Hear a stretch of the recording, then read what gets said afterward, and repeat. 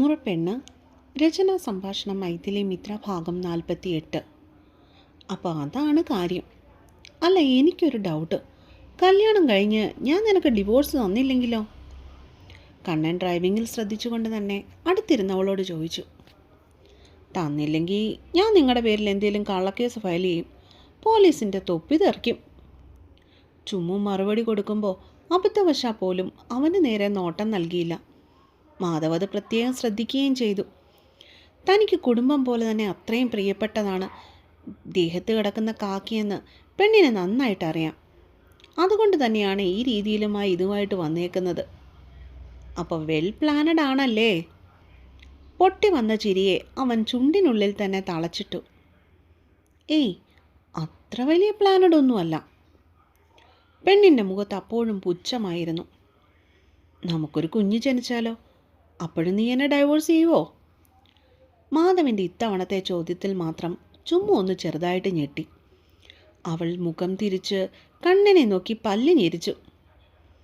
അതിനിപ്പോൾ നീ എന്തിനാ എന്നെ നോക്കി പഠിപ്പിക്കുന്നേ? സാധാരണ കല്യാണം കഴിഞ്ഞവർക്കൊക്കെ കുട്ടികളുണ്ടാവും. അതൊക്കെ സർവ്വസാധാരണമല്ലേ എൻ്റെ ഭാവി ഭാര്യയെ? ഇതൊന്നും അറിയാതെയാണോ എന്നെ കെട്ടാൻ വേണ്ടി ഇങ്ങനെ മുട്ടി നിൽക്കണേ? പെണ്ണിൻ്റെ മുഖത്തെ ദേഷ്യം ആവോളം ആസ്വദിച്ചുകൊണ്ടവൻ അവളെ നോക്കി രണ്ട് കണ്ണുകളും ചിമ്മിക്കാട്ടി. വേദയൊന്നും മിണ്ടിയില്ല. പകരം അവൾ വീണ്ടും പുറത്തെ കാഴ്ചകളിലേക്ക് ഊളിയിട്ടു. അതെ, എനിക്കൊരു ഡീലുണ്ട്. അവളൊന്നും തന്നോട് സംസാരിക്കുന്നില്ലെന്ന് കണ്ടതും മാധവ് മെല്ലെ അവളെ വിളിച്ചു. എന്താണെന്നുള്ള രീതിയിൽ പെണ്ണിൽ നിന്ന് ഒരു മൂളൽ അവനെ തേടിയെത്തി. എന്താണെങ്കിലും നീ എന്നിൽ നിന്നും ഡിവോഴ്സ് വാങ്ങിക്കുമെന്ന് ഉറപ്പല്ലേ? അവൻ ഒരു വട്ടം കൂടി ചോദിച്ചു. എന്താ സംശയം? മറുപടി പറയുവാൻ ചുമ്മുവിന് ഒരു നിമിഷം പോലും വേണ്ടി വന്നില്ല. ചിലപ്പോൾ എൻ്റെ സ്നേഹം കണ്ടിട്ടോ സൗന്ദര്യം കണ്ടിട്ടോ ഫ്ലാറ്റായി ഇനി നീ എനിക്ക് ഡിവോഴ്സ് തരാതിരുന്നാലോ? ചെക്കൻ വെറുതെ ഒന്ന് എറിഞ്ഞു നോക്കി. No way. ഉത്തരം നൊടിയിടയിലാണ് അവളിൽ നിന്നും പുറത്തേക്ക് തെറിച്ചത്. എന്നിട്ട് അവൾ ചെക്കനെ ഒന്ന് ചെറഞ്ഞു നോക്കി. ആളിൻ്റെ മുഖത്തെ ഭാവം വ്യക്തമല്ല, എന്നാലും ആ പഴയ പതിവ് ഗൗരവം ഒട്ടുമില്ലെന്ന് അവൾ ശ്രദ്ധിച്ചു. പണ്ടത്തെ മാധവകൃഷ്ണയെ ഓർമ്മിപ്പിക്കുന്ന ആ കലിപ്പ് ഭാവം ഈയിടെയായിട്ട് ആൾ തൻ്റെ അടുത്ത് ഇറക്കാറുമില്ല. ഇപ്പോൾ ചെറിയ രീതിയിലുള്ള ക്ലീശ സംസാരവും കണ്ണേട്ടനിൽ നിന്നും ഉണ്ടാവാറുള്ളത് അവൾ ഓർത്തു. പ്രണയമാണെന്നാണ് പറയുന്നത്. അതും പറഞ്ഞാണ് കയറി അന്ന് എന്നെ ഉമ്മ വെച്ചതും. 24 മണിക്കൂറും എന്നെ കാണുമ്പോൾ ചാടിക്കടിക്കുന്നവന് അങ്ങനെയൊക്കെയുള്ള വികാരങ്ങളുണ്ടെന്ന് പറയുമ്പോൾ ആരെങ്കിലും വിശ്വസിക്കുമോ? അതുമല്ല, ഒരിക്കലും ചേരാത്ത രണ്ട് ധ്രുവങ്ങളാണ് ഞങ്ങൾ ഇരുവരും. എപ്പോഴും അടിയും പിടിയും തല്ലുകൊള്ളിത്തരവും കൊണ്ട് നടക്കുന്ന എന്നെപ്പോലുള്ളവരെ ഒരിക്കലും കണ്ണേട്ടൻ ആശിക്കില്ല. അത് 100 തരം. ഇപ്പോൾ ഈ കല്യാണത്തിന് ആൾ സമ്മതം മൂളിയത് പോലും ശരിക്കും പറഞ്ഞാൽ എന്തിനാണെന്ന് ഇത്ര ആലോചിച്ചിട്ടും തനിക്ക് മനസ്സിലാവുന്നില്ല. ചിലപ്പോൾ പക വീട്ടാനായിരിക്കും, ചിലപ്പോൾ എന്നെ പിടിച്ച് നല്ലവളായി ഉണ്ണിയാക്കാനും ആയിരിക്കും. എന്തായാലും ഈ കല്യാണം നടക്കുന്നതോടെ ഞാൻ പെടും. അല്ല, പെട്ടു. ഇനിയിപ്പോൾ പോകുന്നത് പോലെ പോട്ടെ എന്ന് വിചാരിക്കാൻ മാത്രമേ തരുള്ളൂ. അല്ലെങ്കിലേ വീട്ടുകാരുടെ ഇമോഷണൽ ഡ്രാമ കണ്ട് ഉള്ള ജീവിതം കോഞ്ഞാട്ടാവും. ഇങ്ങനെ കിട്ടിയാൽ എൻ്റെ സ്വഭാവം സഹിക്ക വയ്യാതെ ആൾ തന്നെ എനിക്ക് ഡിവോഴ്സ് എന്ന് പറഞ്ഞു വിട്ടോളും.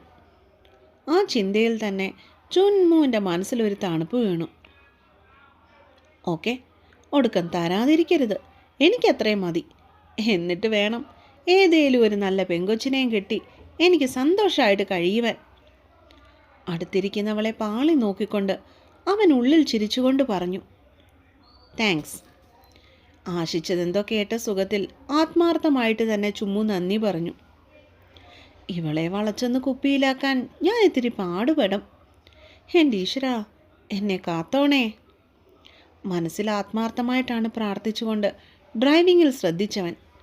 അപ്പോഴേക്കും ചുമ്മുവിൻ്റെ ഓഫീസ് എത്തിയിരുന്നു. എൻട്രൻസിന് മുൻപിൽ ചുമ്മുവിനെ ഇറക്കി വിടുമ്പോഴും പ്രണയത്തോടെ അവൾ അറിയാതെ അവനെ നോക്കുന്നുണ്ടായിരുന്നു ചെക്കൻ. എടി, സൂക്ഷിച്ചു പോ.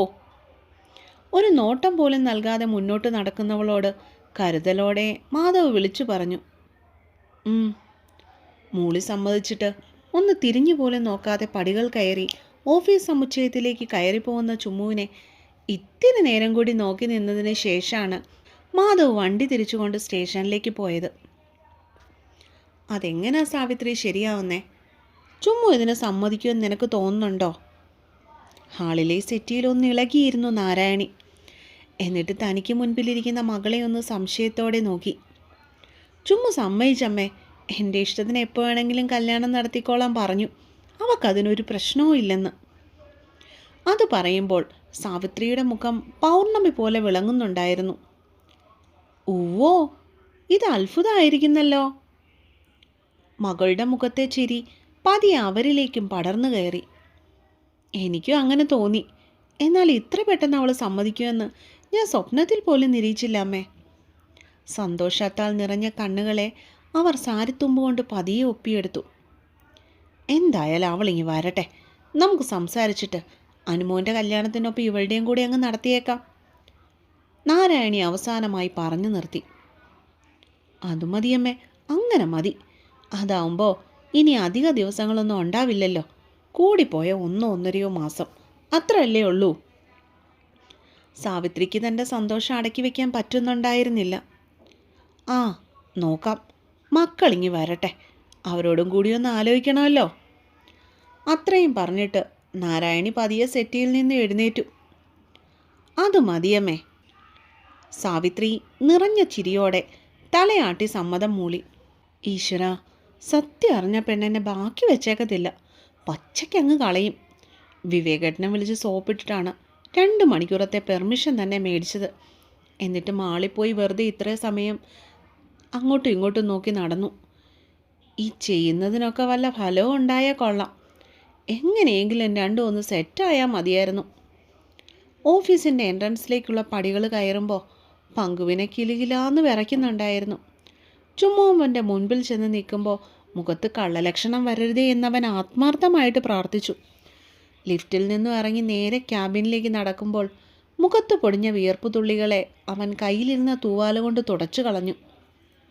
ഹാ, കമ്പനി പോയിട്ട് ഇത്ര പെട്ടെന്ന് നീ തിരിച്ചെത്തിയോ? സ്വന്തം ക്യൂബിനിലേക്ക് ഇരിക്കാൻ വേണ്ടി പോയതും അടുത്തതിൽ നിന്ന് ഒരു തല പൊങ്ങി വന്നത് മാത്രം പങ്കു കണ്ടു. അതെ വന്നടി. ഹോ, എന്തൊരു ചൂട്. ബൈക്കിൽ പോയി വന്നതുകൊണ്ടായിരിക്കും. ഉള്ളിലെ പതറിച്ച മറച്ചു പിടിച്ചുകൊണ്ട് അവൻ ചുമ്മുവിനെ നോക്കി പല്ല് 32 കാട്ടിക്കൊടുത്തു. അതെയോ, എന്നാൽ ക്യാൻറ്റീനിലേക്ക് വാടാ, നിനക്ക് നല്ല തണുത്ത ജ്യൂസ് ഞാൻ വാങ്ങിത്തരാം. അവൾ അപ്പോഴേക്കും ചെക്കൻ്റെ അടുത്തേക്ക് ചെന്ന് അവൻ്റെ കയ്യിൽ കയറി പിടിച്ചു കഴിഞ്ഞിരുന്നു. വേണ്ടടി, ഞാനിപ്പോൾ വന്നല്ലേ ഉള്ളൂ, നമുക്കേ കുറച്ച് കഴിഞ്ഞിട്ട് പോകാം.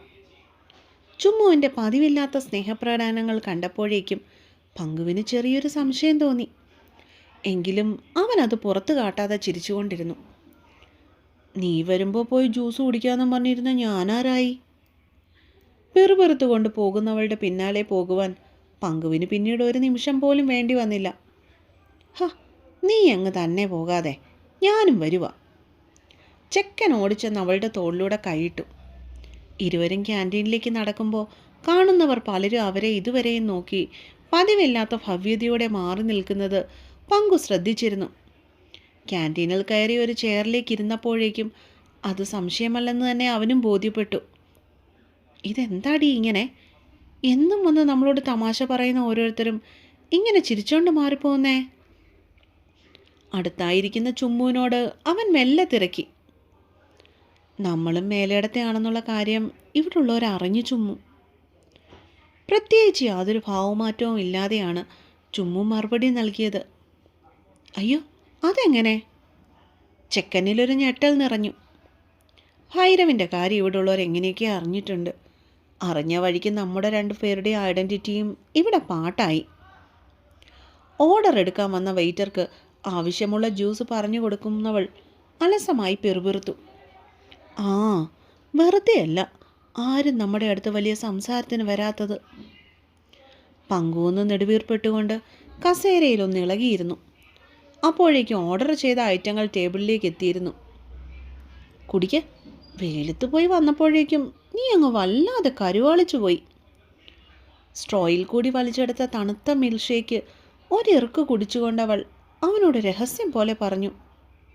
ആ, പെണ്ണിൻ്റെ സംസാരം ഒന്നാക്കിയതുപോലെ തോന്നിയെങ്കിലും അവനത് വലിയ കാര്യമാക്കിയില്ല. മുൻപിലിരിക്കുന്ന ചോക്ലേറ്റ് മിൽക്ക് ഷേക്കിലേക്ക് തലപൊഴുത്തി. നിമിഷങ്ങൾ കടന്നുപോയി. രണ്ടുപേരും ഷേക്ക് കുടിച്ചു കഴിഞ്ഞ് അവിടെ നിന്ന് എഴുന്നേറ്റു. ക്യാൻറ്റീനിൽ നിന്ന് ഇടത്തേക്ക് കയറിയാൽ ഓഫീസിലേക്ക് പോകുവാനുള്ള ലിഫ്റ്റാണ്. വലത്തേക്ക് നടന്നാൽ ബാങ്കറ്റ് ഏരിയയാണ്.